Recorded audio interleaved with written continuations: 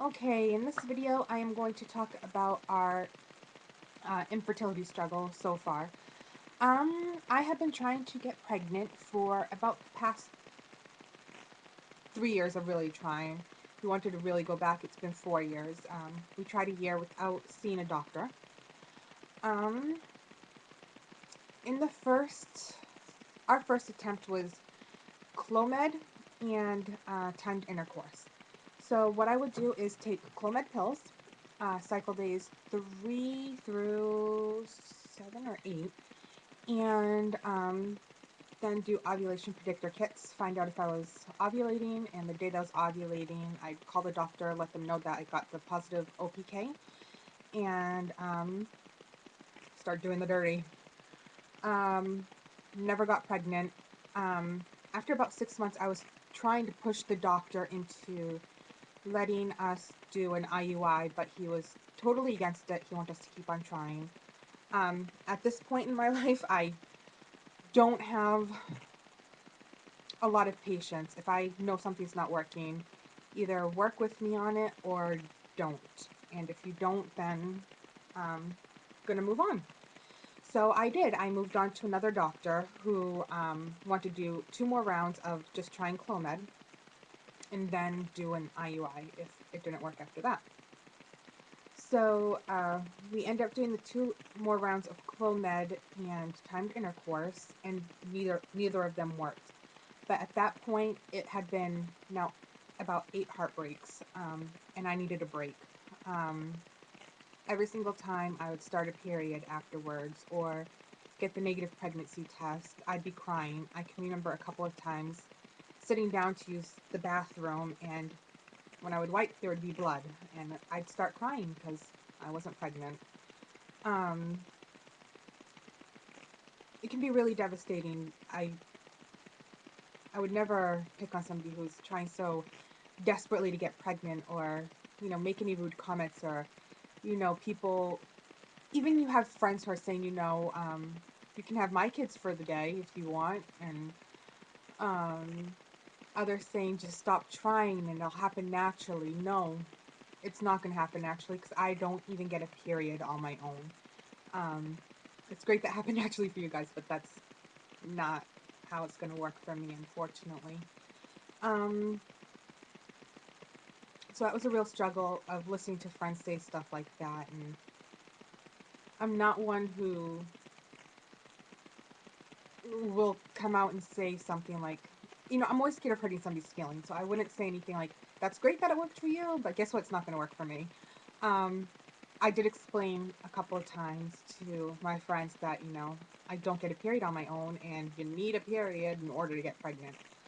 Um, so that was a struggle. Took a few months break, and in that amount of time, my husband was transferred, and we moved to another state.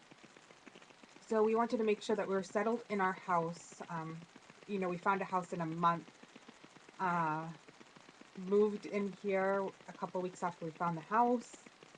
Um, and the house needed some work done to it. It's such a 60s house, but we wanted a house that needed some work to turn it into our home, which we're well on our way to that, and it's coming along great. Everything's been really good since moving out here.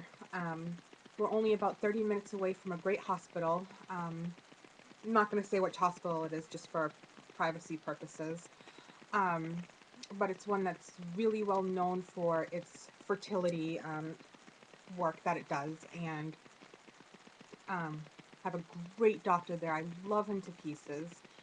And um, the very first thing that we did once we decided to start doing treatments again is I was put back on Clomid, and we did an IUI treatment. Everything went great. The only problem is it was the first time I had done a gone back on the Clomid, and when I did, I noticed I had visual changes, which stunk. I ended up taking 4 instead of the 5 pills, but I still had a follicle. And so we did a trigger shot, and I'm sorry, my leg is falling asleep. We did a trigger shot and had the IUI done. And of course, you think it's going to be so easy. We only live a half hour away from the doctor's office, so my husband decided do his duty while while we were at the home. I went out into the driveway and got the car ready because I knew that we had 30 minutes and it's a 30-minute ride to the hospital. So I get outside, and I don't know if a lot of people are like this, but I have a thing about blackbirds. It's a bad omen. So I'm standing out in the driveway, and I kid you not, there had to have been about 100 at least crows flying over our house. And my husband's coming out the door. I said, "This is bad. This is bad." And he goes, "Dolores, shush." And we got in the car, and wouldn't you know it, we get onto the highway, and the traffic is completely stopped. All I could think of is, have you guys ever seen that movie Forget Paris, when the guy's trying to bring his sample over the doctor's office? I'm like, why don't we call 911? We'll say I passed out or something. Rush us down to the hospital. And I'm in a complete panic. Of course, I'm just joking around about that. I wouldn't ever, really do that. I don't think. But so we ended up, and don't ever do this, but we did a U-turn down one of those middle sections where the police pull off onto. And we got off the highway and took a back road. Everything was going great until we get near the highway and there's traffic. I'm almost in tears. I'm thinking, great, this is it. We aren't going to have a sample. It's not going to be any good by the time we get there. And this is awful. I called the doctors, let them know what was going on. They said, don't worry. And, there's plenty of time. We only say half hour just to make sure that people don't mess around and they hurry up and get here. So that made me feel a little bit better. My husband dropped me off at the door at the hospital when we finally got there. I think it was almost an hour later. I ran up the stairs, gave him the donation, and the nurses made me laugh. It was just, I was in a complete panic at that point. They said everything was fine. My husband had an excellent sperm count. She said that he had super sperm, which made him feel all happy, macho man. So we dropped that off, and they did what they had to do. They did the washing and everything, and then they called us back to have this done. And one thing that I didn't talk about throughout this fertility struggle is I had to have an HSG done. It was the most painful thing ever. They take a catheter and they open up your cervix, and then they put a catheter in there, and they inject a dye to see if your fallopian tubes are open. And they only did this to me because I had the ovarian drilling done. They wanted to make sure that I didn't have any scar tissue. So painful, but you see the results right away. Both my tubes are completely open, and they even say if you have that done, you're really fertile for the next 6 months. So that was really good. But where was I before? Oh, the IUI. So we had the IUI done. I was so scared that it was going to hurt like the HSG did. Totally didn't hurt at all. Nothing. After they do the IUI, they have you lay there they had me lay there for 10 minutes. And then, got dressed, and they said just to relax for that day and, go back to doing everything I normally do the next day. My husband wanted me to sit and relax, though, so that's what I ended up doing for a couple of days. Didn't work. I didn't get pregnant. And because I had the visual changes, they couldn't put me back on the Clomid, so we went on Femera. I did about 3 months of Femera, each time bringing the dose up higher, and I never even ovulated on that. It just didn't work for me. So we took another little short break.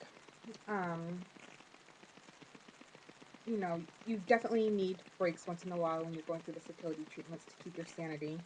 Whenever it felt like my entire life was just about dealing with infertility, I knew that's when it was time to take a break, because you just almost become obsessed with trying to get pregnant, and I don't want to be like that. I want to be able to have a life and not only think pregnancy.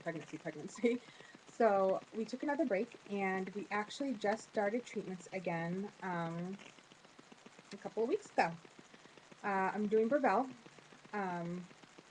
Like I've said in the past, a little bit of a struggle trying to get the medicine. Insurance company didn't want to cover it if we were going to do an IUI, so we tried to fight them on that. But we just decided we're just going to do timed intercourse with the Burvell. I had an ultrasound yesterday, and I have my picture here. I'm going to hope that it shows up. But this is my left ovary, and that big black blob right there, that's our egg. So I'm going back in tomorrow, and we are going to see if it's gotten bigger. It was only at 11 millimeters, and they like to see it around somewhere between 17 and 20. So I did another injection of Brevell yesterday, and I'm going to do another one tonight. And, excuse me, and then going for my ultrasound tomorrow, and hopefully it's big enough. And then we will do a trigger shot and start BDing. So I will let you guys know about that, how the ultrasound goes tomorrow, and if I get brave enough, I am going to bring the video camera in the room with me, because unfortunately my husband can't make it to this appointment with me.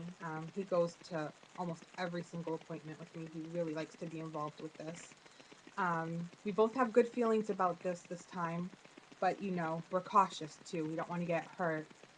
But this is the first time that my endometrial lining has been, you know, on the thicker side. I was at 6 millimeters, and it's never been that thick before. We have the one egg, which actually I should have showed you too, just in case you haven't seen an ultrasound like this before. All those dark circles, those are cysts all the way around, and you see the one big one. I always have these tiny cysts around my ovaries, so those are always there. It's just a part of having the PCOS.